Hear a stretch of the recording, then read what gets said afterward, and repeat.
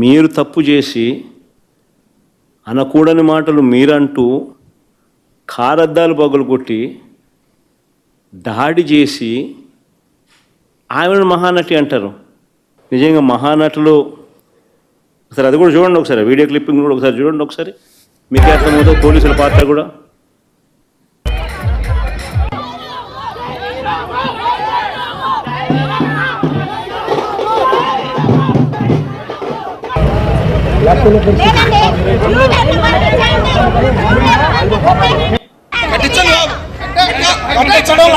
జరగాల్సిందే కట్టాలాగా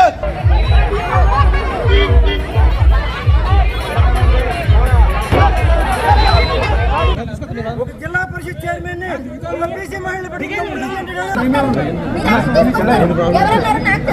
అలాగే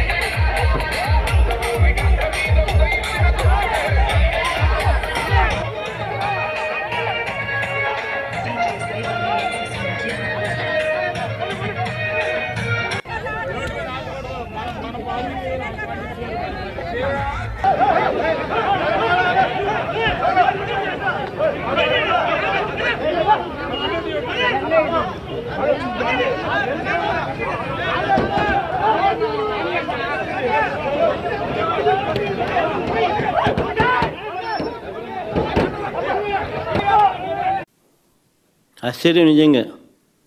పోలీసుల దగ్గరుండి పోలీసుల ఆధ్వర్యంలో వాళ్ళ సమక్షంలో జెడ్పీ చైర్మన్ మహిళ స్థానిక జెడ్పీటీసీ సభ్యురాలు పరిస్థితి అది. మళ్ళీ మహానటి అని చెప్పి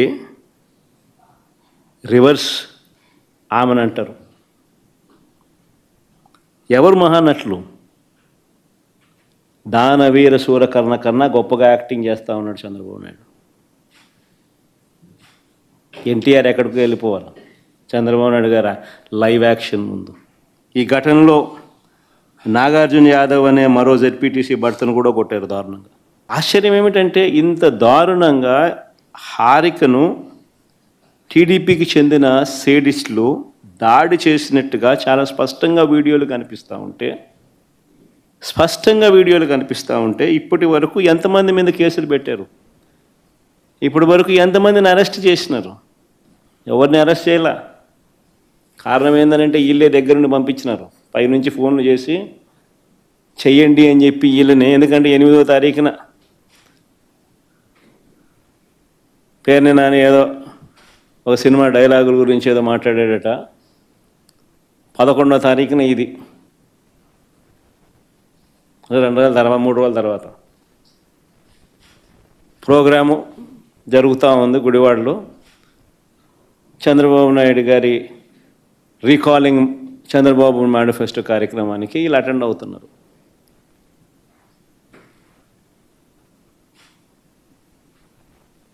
పథకం బన్ని దారి గాసి పోకమునిపే దారిలో ఏం చేస్తూ ఉండరు? ఆశ్చర్యం ఏంటంటే కళ్ళ ముందర కనిపిస్తూ ఉన్న ఈ వీడియోని పక్కన పెట్టి హారిక భర్త రాముపై తప్పుడు కేసు పెట్టినారు. హారిక భర్త రాము తన కారుతో గుద్దాడని. మీరే ఇంతకుముందు వీడియోలు చూశారు. హారిక అండ్ రాము వెనక సీట్లో కనిపిస్తూ ఉన్నారు, ముందర సీట్లో కాదు వెనక సీట్లో కూర్చొని ఉన్నారు వాళ్ళిద్దరూ. హారిక జెడ్పీ చైర్మన్ అంటే గవర్నమెంట్ కార్, అది డ్రైవర్ గవర్నమెంట్ డ్రైవరు, గవర్నమెంట్ ఉద్యోగి, గవర్నమెంట్ కారు తోలుతూ ఉన్నారు, గవర్నమెంట్ కారులో గవర్నమెంట్ ఉద్యోగి తోలుతా ఉన్న కారులో వీళ్ళు వెనకాల సీట్లో కూర్చొని ఉండరు.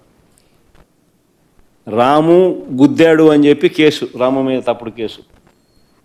ఒక బీసీ మహిళకు మీరు చేస్తూ ఉన్న గౌరవం ఇదేనా అంటున్నా. మళ్ళీ వీళ్ళు బీసీల గురించి మాట్లాడతారు. సిగ్గుండాలి, ఎడన పోయి దుంకి సావాలి వీళ్ళంతా పోయి.